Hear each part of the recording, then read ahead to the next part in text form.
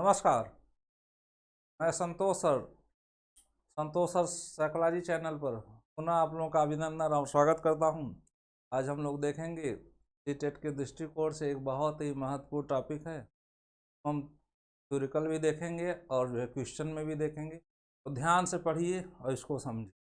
ठीक, यहाँ से 1-2 नंबर आपको सीटेट में जरूर मिल जाएगा। ठीक, अभी हम सीटेट के दृष्टिकोण से पढ़ा रहे हैं, सीटेट के दृष्टिकोण से हम लोग चल रहे हैं। अभी फिर टेट में और व्यापक रूप से आप लोगों को बताया जाएगा, समझाया जाएगा, क्योंकि उसका सिलेबस और लंबा चौड़ा है। लेकिन यहाँ पे अभी हम लोग जो है सी टेट के दृष्टिकोण से चल रहे हैं। तो हम देखेंगे, आज हम देखते हैं समावेशी शिक्षा, समावेशी शिक्षा एवं विशिष्ट बालक।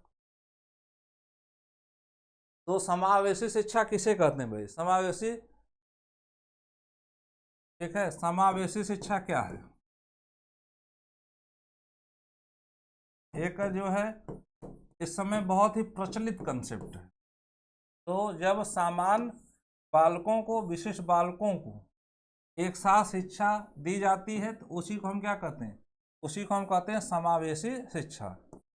सामान्य बालकों के साथ, सामान्य बालकों के साथ, ठीक है, किसे दी जाती है? सामान्य बालकों के साथ विशिष्ट बालकों को, विशिष्ट बालकों को जब क्या किया जाता है? बालकों को जब एक साथ शिक्षा दी जाती है, दोनों को क्या की जाती है? एक साथ शिक्षा दी जाती है, तो उसी को हम क्या कहते हैं? उसी को हम कहते हैं समावेशी शिक्षा। ठीक, अब यहाँ पर सामान्य बालक कौन होते हैं? ध्यान से देखिए भाई, सामान्य बालक कौन होते हैं? इनकी बुद्धि लब्धि कितनी होती है? 90 से 110, 90 से 110 होती है। इनको हम क्या कहते हैं? इनको हम कहते हैं सामान्य बालक। ठीक है, 110 के ऊपर या 90 से नीचे वह किसके अंतर्गत आते हैं? विशिष्ट बालक। या इसके अलावा बहुत से बालक होते हैं। ठीक है, 90 के ऊपर या 110 के ऊपर जो है, ठीक है, 110 के ऊपर तीव्र बालक, ठीक, श्रेष्ठ बालक, प्रतिभाशाली बालक 140 के ऊपर होते हैं। फिर नीचे आइए, 90 के नीचे पिछड़े बालक, फिर 70 के नीचे जाइए मंद बुद्धि बालक। तो इसको छोड़कर जो भी बच्चे आते हैं, जो भी बालक आते हैं, किसके अंतर्गत? विशिष्ट बालक के अंतर्गत आते हैं। तो विशिष्ट बाल, इसके अलावा और भी बच्चे आते हैं, ठीक है, जैसे समस्यात्मक बालक हो गए, अपवंचित बालक हो गए, अधिगम निरोग बालक हो गए, सृजनशील बालक हो गए। वो सब किस में आते हैं? जो सामान्य बालकों से क्या होते हैं? हट कर प्रदर्शन करते हैं। ठीक, वो समझ में आ जाते हैं कि यह विशिष्ट योग्यता रखते हैं। तो ऐसे बालक, उनको विशिष्ट बालक कहते हैं। जब किसके साथ शिक्षा दी जाती है? सामान्य बालकों से। यहाँ से आपका सीधे सीधे प्रश्न पूछता है, तो इस शिक्षा प्रणाली को क्या कहते हैं? समावेशी शिक्षा कहते हैं, मत भूलिएगा। आगे देखते हैं हम लोग। ठीक है, अब देखिए यहाँ भी है समावेशी शिक्षा एवं विशिष्ट बालक। सामान्य एवं विशिष्ट बालक जब एक साथ शिक्षा ग्रहण करते हैं, ठीक है, तो उसे हम क्या कहते हैं? समावेशी शिक्षा कहते हैं। ध्यान से देख लीजिए, जब सामान्य बालकों के साथ विशिष्ट बालकों को शिक्षा का प्रबंध किया जाता है, तब उसे हम क्या कहते हैं? समावेशी शिक्षा। अभी बताया गया आप लोगों को कि विशिष्ट बालक कौन होते हैं और सामान्य बालक कौन होते हैं। ठीक, फिर सामान्य बालक फिर से देख लीजिए, और औसत बालक वो होते हैं जिनकी बुद्धि लब्धि, जिनकी बुद्धि लब्धि क्या होती है? जिनकी बुद्धि लब्धि IQ, इंटेलिजेंट क्यूसेंट, IQ 90 से 110 के बीच होती है। इसके अलावा समस्त बालक किसके अंतर्गत आते हैं? विशिष्ट श्रेणी के अंतर्गत आते हैं। किसके अंतर्गत आते हैं? विशिष्ट श्रेणी के अंतर्गत आते हैं, मत भूलिएगा। जब दोनों को एक साथ एक कक्षा में पढ़ाया जाता है, ठीक है, बिना भेदभाव किए, ठीक, तो उसको हम क्या कहते हैं? उसको हम कहते हैं समावेशी शिक्षा। अब एनसीईआरटी के अनुसार, एनसीईआरटी के अनुसार भी देख लीजिए। इसके बाद प्रश्न है, फिर देखता हूं आप लोग प्रश्न कर पा रहे हैं कि नहीं है। एनसीईआरटी क्या कहती है? धर्म, जाति, लिंग, समाज इत्यादि के आधार पर बिना भेदभाव किए, बिना भेदभाव किए सामान्य बालकों के साथ विशिष्ट बालकों की शिक्षा की व्यवस्था करना ही क्या कहलाता है? समावेशी शिक्षा कहलाता है। क्रो एंड क्रो के अनुसार विशिष्ट शब्द या विशिष्ट प्रकार ऐसे गुणों या उस गुण को रखने वाले व्यक्तियों पर लागू किया जाता है जिसके कारण, ठीक है, अपने साथियों का ध्यान अपनी ओर आकर्षित करता है। तो विशिष्ट शब्द क्या होता है? अगर कोई विशिष्ट बालक है तो अपने साथियों का क्या करेगा? ध्यान अपनी ओर कर लेगा अपने विशिष्ट गुणों के कारण। एक जैसे विकलांग कोई बालक है, समझ में आ जाएगा कि नहीं? कोई तीव्र बालक है तो समझ में आएगा कि नहीं, जो है ये तेज है पढ़ने में। या कोई मंदबुद्धि बालक है तो समझ में आएगा, आ जाता है। या पिछड़ा बालक है, समझ में आ जाता है कि पिछड़ा है, तेज गति से नहीं सीख रहा है। तो विशिष्ट शब्द क्या होता है? अपनी विशिष्ट योग्यता के कारण अपने सहपाठियों मित्रों का ध्यान या किसी का भी ध्यान अपनी ओर आकर्षित करे, उसी को हम क्या कहते हैं? उसी को हम कहते हैं विशिष्ट बालक। तो किसके अनुसार? तो क्रो एंड क्रो के अनुसार, ये एनसीईआरटी के अनुसार है भाई। आगे बढ़ते हैं। अब देखिए विशिष्ट बालकों के कुछ प्रकार है, इसको भी ध्यान से देख लीजिए, ठीक है। जैसे प्रतिभाशाली बालक होते हैं, इनकी बुद्धि लब्धि 140 के ऊपर होती है। पिछड़े बालक होते हैं, इनकी बुद्धि लब्धि 90 के नीचे होती है। विकलांग बालक के बहुत से विकलांगता होती है, शारीरिक विकलांगता होती है, ठीक है। और जो है श्रवण बाधित विकलांगता होती है, सुनाई कम देता है। और क्या होती है? दृष्टि विकलांगता होती है, ठीक। गूंगे बहरे भी होते हैं, ठीक है। तो कई प्रकार की विकलांगता पाई जाती है, तो विकलांग बालक होते हैं। मंद बुद्धि बालक, जिनकी बुद्धि लब्धि 70 के नीचे होती है। सृजनशील बालक, ये कौन होते हैं भाई? ठीक है, यह स्वयं की रचना करने वाले होते हैं, किसी समस्या पर स्वयं का चिंतन करके एक स्वयं की मौलिक रचना करने वाले होते हैं सृजनशील बालक। अपराधी बालक, इनका व्यवहार क्या होता है? अन्य बच्चों से अलग होता है, ठीक है। या कहीं भी जो लड़ाई झगड़ा कर लेते हैं, मारपीट कर लेते हैं, तो साहस का प्रदर्शन करते हैं, अपने सहपाठी मित्रों को धमकी देते हैं, लड़ाई झगड़ा कर लेते हैं, ठीक है, बहुत से काम करते हैं जो अपराध की श्रेणी में आता है।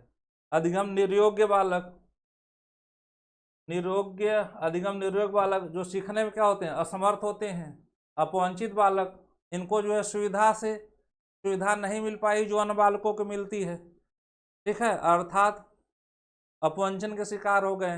बहुत से बच्चों को देखे होंगे जो पिछड़े बालक हैं, ST SC के बालक हैं, ठीक है, आदिवासी बालक हैं, आपको जो है रास्ते में भीख मांगते बालक मिल जाएंगे। ये क्या है? बिलगाव की स्थिति में, समाज के मुख्यधारा से कटे हुए हैं। और कौन से बालक हैं? ठीक है, समस्यात्मक बालक, जो झूठ बोलते हैं, चोरी करते हैं, ठीक है, विद्यालय बीच में ही छोड़कर भाग जाते हैं, होमवर्क ठीक से नहीं करते हैं, नाना प्रकार की समस्या उत्पन्न करते हैं, तो ये सब समस्यात्मक बालक हैं। तो ये सब कौन है? ये सब विशिष्ट बालकों के प्रकार हैं। इनको जो है किसके साथ शिक्षा दी जाए? इनको जब, ठीक है, इनको किसके साथ शिक्षा दी जाए? इनको जो है इनको जब सामान्य बालकों के साथ जब विशिष्ट बालकों को शिक्षा दी जाती है, इसी को क्या कहते हैं? फिर एक बार देख लीजिए, समावेशी शिक्षा, ठीक है, मत भूलिएगा भाई, ठीक है। हाँ, अब आगे बढ़ते हैं। कुछ प्रश्न है, इसको देखिए आप लोग और ध्यान से देखिएगा, सही जवाब दीजिए। विशेष शिक्षा में नवीनतम महत्व दिया जा रहा है किसको? समावेशिक शिक्षा पर, या मुख्यधारा पर, या विशेष शिक्षा पर, या नवीन शिक्षा विद्यालय खोलने पर? जल्दी बताइए और सही जवाब दीजिए, ठीक है। नवीन मुख्यधारा में नवीनतम महत्व विशेष शिक्षा में किसको दिया जा रहा है? हाँ बिल्कुल, ठीक है। तो ए इज राइट आंसर, समावेशी शिक्षा में, कि सभी का कल्याण हो जाए, सभी को एक साथ पढ़ाया जाए, ठीक। जब एक साथ सभी पढ़ेंगे तो ये भी कंसेप्ट साथ में जुड़ा है, ये भी कंसेप्ट साथ में जुड़ा है, ठीक है। तो कई लक्ष्य पूरे हो जाएंगे। तो इसमें क्या है? विशेष शिक्षा में न्यूनतम महत्व किसको दिया जा रहा है? तो समावेशी शिक्षा को महत्व दिया जा रहा है, ये इज द राइट आंसर। आगे बढ़ते हैं, अगला प्रश्न। समावेशी शिक्षा मानती है कि हमें, ठीक है, व्यवस्था बच्चों के अनुरूप बदलना है, या परिवेश परिवार के अनुरूप बदलना है, या बच्चे परिवेश के अनुसार अनुरूप बदलना है, ठीक है, बच्चों को परिवेश के अनुरूप बदलना है, या बच्चे को व्यवस्था के अनुरूप बदलना है। समावेशी शिक्षा, ठीक है, इंक्लूसिव एजुकेशन, ठीक, किसकी बात करती है भाई? तो व्यवस्था किसके अनुसार होनी चाहिए? व्यवस्था बच्चों के अनुकूल होनी चाहिए, ठीक है। तो ए इज द राइट आंसर। आज का सारा सिस्टम बाल केंद्रित शिक्षा प्रणाली पे है, ठीक। तो जो भी सिस्टम किसके अनुसार बनना चाहिए, ठीक है, जो भी व्यवस्था किसके अनुसार बननी चाहिए? बच्चों के अनुरूप बननी चाहिए कि बच्चों का सर्वांगीण विकास हो सके, क्योंकि वर्तमान शिक्षा प्रणाली बाल केंद्रित शिक्षा प्रणाली है, ठीक। तो व्यवस्था बच्चों के अनुरूप होनी चाहिए, ये द राइट आंसर। आगे बढ़ते हैं, अगला प्रश्न। विशेष आवश्यकताओं वाले बच्चों से व्यवहार करने के लिए निम्नलिखित दार्शनिक दृष्टिकोणों में किसका अनुसरण किया जाना चाहिए? ध्यान से देखिए भाई, ठीक है। उन्हें पृथक करके उनकी शिक्षा किसी भिन्न शैक्षिक संस्थाओं में होनी चाहिए। बी, उन्हें व्यवसायिक प्रशिक्षण दिया जाना चाहिए।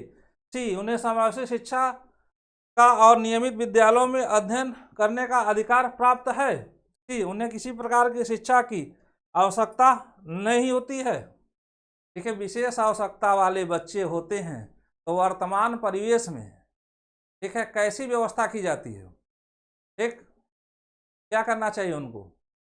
जो करना चाहिए, होता क्या है, ठीक है, एक एकीकृत शिक्षा प्रणाली है यहाँ पे जो है विकलांग बच्चों को व्यवस्था शिक्षा की जाती है। लेकिन यहाँ पे बात हो रही विशेष आवश्यकता वाले बच्चों से व्यवहार करने के लिए दार्शनिक दृष्टिकोणों में वर्तमान में किस पे बल दिया जा रहा है? ये महत्वपूर्ण है। तो उनको पृथक करके उनकी शिक्षा की भिन्न शैक्षिक संस्थाओं में करनी चाहिए? नहीं, भिन्न नहीं है भाई, एकीकृत, ठीक है, एक साथ करनी चाहिए। उन्हें केवल व्यवस्था नहीं, समान शिक्षा की भी जरूरत होती है, तो ऐसा हो ही नहीं सकता, ये भी नहीं सही है, ठीक है। आवश्यकता ही नहीं, क्यों नहीं आवश्यकता भाई, ठीक है, सबको पढ़ने लिखने की आवश्यकता ही है, ठीक है। तो इसमें क्या हो जाएगा? सी इज द राइट आंसर। उन्हें समावेशी शिक्षा का नियमित विद्यालयों में अध्ययन करने का अधिकार प्राप्त है, तो उनको मिलना चाहिए समावेशी शिक्षा, इसी पर जोर देती है। सभी को एक साथ पढ़ाइए, ठीक है, समान व्यवहार के साथ, किसी भी प्रकार के भेदभाव किए बिना। तो सी इज द राइट आंसर। आगे बढ़ते हैं। एक समावेशी कक्षा में ध्यान से देखिए भाई, किसी शिक्षिका की सबसे महत्वपूर्ण भूमिका क्या होती है, ठीक है। देखिए वहाँ पे नाना परिवेश से बच्चे आते हैं, भिन्न भिन्न परिवेश से, भिन्न भिन्न जो है समाज से, ठीक है, भिन्न भिन्न मनोदशा वाले बच्चे आते हैं। तो उसमें एक शिक्षिका की क्या भूमिका होनी चाहिए? यह सुनिश्चित करना कि शिक्षिका कक्षा को मानक निर्देश दे रही है, एक अवमानक की बात होगी, समझ लिया आपका गलत। बच्चे के माता पिता के व्यवसाय को जानना, ताकि शिक्षिका प्रत्येक बच्चे के भावी व्यवसाय को जान सके, ठीक है। सिर्फ जो है व्यवसाय की बात हो रही तो ये भी सही नहीं है। सुनिश्चित करना कि प्रत्येक बच्चों की अपनी संभावना को प्राप्त करने के अवसर मिले, ठीक, क्या यह होगा? कक्षा के लिए ऐसी योजना बनाए कि प्रत्येक बच्चा समान गति से आगे बढ़े। क्या ऐसी, क्या होगा जल्दी से बताइए, दोनों में से, ठीक है।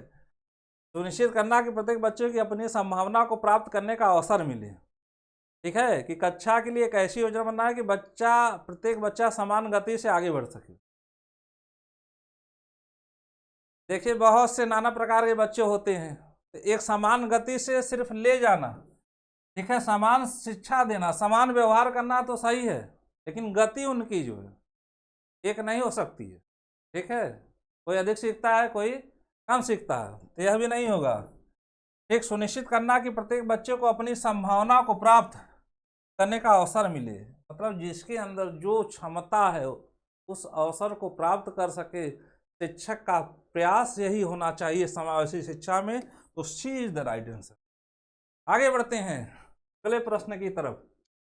वंचित वर्ग के पृष्ठभूमि के बच्चों की शिक्षा प्रदान करने के लिए शिक्षक को चाहिए कि उन्हें बहुत सी लिखित कार्य दें, उन्हें कक्षा में अलग बैठाएं, उन पर ध्यान न दें क्योंकि वे दूसरे शिक्षार्थियों के साथ अंतःक्रिया नहीं कर सकते, उनके बारे में अधिक जानकारी जुटाने का प्रयास करें और उन्हें कक्षा में होने वाली चर्चा में शामिल करें, ठीक है। देखिए वंचित मतलब होता है बिलगाव, वंचित का मतलब होता है अलगाव, वंचित का मतलब होता है मुख्य धारा से दूर, वंचित का मतलब होता है, ठीक है, बिखराव की स्थिति। तो ऐसे बच्चे अगर कक्षा में आ जाते हैं तो एक शिक्षक का क्या कर्तव्य होना चाहिए? समावेशी शिक्षा किसकी मांग करती है? क्या इसमें से कौन सही होगा? नहीं भाई, जो है सिर्फ उन्हीं को लिखित कार्य दें, ऐसा कैसे होगा? उन्हें कक्षा में अलग बैठाएं, अलग की तो बात ही नहीं करता है, एक साथ पढ़ाने की बात करता है। ठीक, उन पर ध्यान ना दें, क्योंकि दूसरे विद्यार्थियों के साथ ध्यान तो सब पर देना है। ठीक है, यह भी नहीं होगा। उनके बारे में अधिक जानकारी जुटाने का प्रयास करें, उन्हें कक्षा में होने वाली चर्चाओं में शामिल करें। ठीक है, उनके बारे में जो है वो समझने का प्रयास करिए, अर्थात विविधता का उत्सव मनाना है। ठीक है, विविधता को समस्या के रूप में नहीं देखना, उनके बारे में अधिक जानकारी प्राप्त करिए। ठीक, उनको समान अवसर प्रदान करते हुए उनको क्या करें, आगे बढ़ाने का प्रयास करना चाहिए। समावेशी शिक्षा यही करती है। ठीक है, विविधता में उत्सव मनाती है। ठीक ठीक, सभी को एक साथ लेकर चलती, समान प्लस विशिष्ट। तो D is the right answer. आगे बढ़ते हैं। निम्नलिखित में से कौन सा एक कथन समावेशन का सबसे अच्छा वर्णन करता है? जल्दी बताइए भाई। यह एक विश्वास है कि बच्चों को अपनी योग्यताओं के अनुसार अलग किया जाना चाहिए। अलग की बात हो गई। यह एक विश्वास है कि कुछ बच्चे कभी कुछ सीख ही नहीं सकते। ठीक है, यह मानता है। फिर यह एक दर्शन है कि सभी बच्चों को नियमित विद्यालय प्रणाली में समान शिक्षा प्राप्त करने का अधिकार है। क्या यह सही है? यह एक दर्शन है कि विशेष बच्चे ईश्वर के विशेष उपहार हैं। एक समावेशी शिक्षा की बात हो रही है, तो क्या सही हो जाएगा? जल्दी बताइए। ठीक है, अपनी योग्यताओं के अनुसार अलग किया जाना चाहिए। अलग है तो फिर ये गलत। ठीक, कुछ सीख ही नहीं सकते हैं तो यह भी गलत। देखिए, बच्चों के अंदर अपार संभावना है। वर्तमान शिक्षा प्रणाली प्रगतिशील शिक्षा प्रणाली है। ठीक है, समावेशी शिक्षा प्रणाली है, एक बाल केंद्रित शिक्षा प्रणाली है। तो बच्चों में में क्या असीम संभावनाएं देखती हैं, तो यह भी नहीं। ठीक है, नहीं भाई। ठीक, यह भी नहीं है। तो समावेशी के दृष्टिकोण से देखेंगे तो यह एक दर्शन है कि सभी बच्चों को नियमित विद्यालय में समान शिक्षा प्राप्त करने का अधिकार है। तो सी इज द राइट। आगे बढ़ते हैं। इनमें से कौन सी विशेषता, ठीक है, इनमें से कौन सी विशेषता प्रतिभाशाली बच्चों की नहीं है? उच्च आत्म क्षमता। ठीक है, उनके सोचने समझने की क्षमता क्या होती है? बहुत तीव्र होती है। बी, निम्न औसती मानसिक क्रियाएं। ठीक है, उनकी मानसिक क्रियाएं क्या होती है? निम्न होती है। अंतर्दृष्टिपूर्वक समस्याओं का समाधान करना, सूझ। ठीक है, कल्पना करने की क्षमता उनके अंदर क्या होती है? बहुत ज्यादा होती है। सूझ के माध्यम से समस्या का समाधान कर लेते हैं। ठीक है, मैं पूछा क्या नहीं होती है? बिल्कुल कर लेते हैं। उच्चतम श्रेणी की मानसिक प्रक्रिया, हाँ, उनकी मानसिक प्रक्रियाएं जो इनकी बुद्धि लब्धि कितनी होती है? 140 के एबव होती है, 140 के ऊपर होती है। तो उच्चतर श्रेणी की मानसिक प्रक्रियाएं होती हैं। यह भी होता है। ठीक है, यह भी होता है, तो यही नहीं होता है। ठीक है, निम्न औसती मानसिक प्रक्रिया उनकी नहीं होती है, याद रखिएगा। तो B is the right answer. आगे बढ़ते हैं। ठीक है, महत्वपूर्ण प्रश्न समाप्त हुए। अब हम देख लेते हैं एकक, एक एक को बहुत तेज गति से देखते हैं। प्रतिभाशाली बालक कौन होते भाई? अभी जो है देख लीजिए, फिर बाकी जो है टेट के दृष्टिकोण से फिर इसको बृहद रूप से पढ़ाया जाएगा। तो टेट में इतने से ही आपका काम हो जाएगा। हाँ, यहाँ से 1 नंबर 2 नंबर आपको मिल जाएंगे।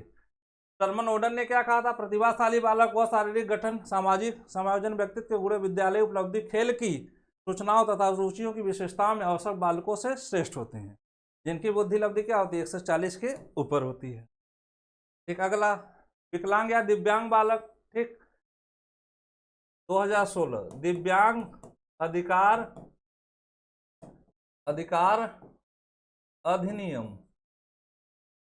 2016 के अनुसार जो है दिव्यांग, ठीक है, विकलांग के स्थान दिव्यांग का प्रयोग किया जाने लगा। इसको याद रखिए। तो क्रो एंड क्रो के अनुसार इन्होंने क्या कहा था भाई?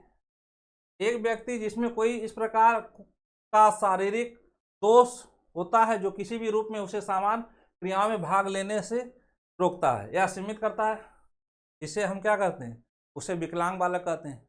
जैसे कोई पैर से दिक्कत है, ठीक, सामान्य बालक तेज गति से दौड़ रहे हैं लेकिन यह दौड़ नहीं पाएगा, तो वो समान क्रियाओं में भाग लेने से क्या करता है? उनको रोकता है। आगे सृजनशील बालक कौन होते हैं? क्रो एंड क्रो के अनुसार सृजनात्मकता मौलिक परिणामों को अभिव्यक्त करने की मानसिक प्रक्रिया है। ठीक है, जो स्वयं की रचना कर सकते हैं, जिनके सोच क्या होती है? मौलिक होती है। एक टॉरेंस महोदय ने सृजनात्मकता के 4 तत्व बताए हैं। प्रवाह, नमनीयता या लचीलापन, मौलिकता या विस्तार। आगे बढ़ते हैं। मंदबुद्धि बालक कौन होते हैं भाई? पुल्लिंग वर्ग के अनुसार उस व्यक्ति को मंद कहा जाएगा जिसकी मौलिक बुद्धि लब्धि 70 या उससे कम हो, जो बौद्धिक दृष्टि से कम बुद्धि वालों के अंतर्गत आता है। इसको याद रखिएगा। अधिगम निर्योग बालक, जो सीखने में असमर्थ हो। चैम्बर शब्दकोश के अनुसार यह एक ऐसी दशा है अथवा शारीरिक एवं मानसिक अशक्तता है, ठीक है, अशक्तता है, जिसके परीक्षण स्वरूप एक व्यक्ति की मानसिक व्यवसायिक क्रियाओं आंशिक रूप से समाप्त हो गई है। ठीक है, उसकी सीखने समझने की क्षमता जो है आंशिक रूप से क्या हो गई? समाप्त हो गई। आगे बढ़ते हैं। अपराधी बालक कौन होता है? हिली के अनुसार वह बालक जो समाज द्वारा स्वीकृत आचरण का पालन नहीं करता है, उसे क्या कहते हैं? उसे हम अपराधी बालक कहते हैं। अपवंचित बालक कौन होता है? पॉल मैन के अनुसार वंचन निम्न स्तरीय जीवन दशा या बिलगाव की ओर संकेत करता है, जो कि कुछ व्यक्तियों को उनके समाज की संस्कृतियों, उपलब्धियों, समूहों में भाग लेने से रोकता है। अलग थलग पड़ गए हैं। ठीक है, अपवंचन की दशा है। ठीक। अब विशिष्ट बालक कौन होते हैं? तो पिछड़े बालक कौन होते हैं?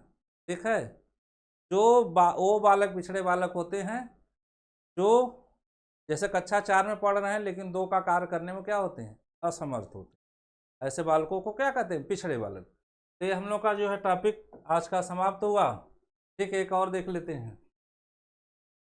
आज हम लोग का टॉपिक क्या हुआ? समाप्त हुआ।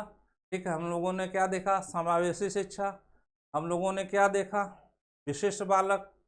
ठीक, समावेशी शिक्षा क्या होती है? जब सामान्य बालकों के साथ विशिष्ट बालकों को शिक्षा प्रदान की जाती है। ठीक है, तो इसको याद रखिएगा आप लोग।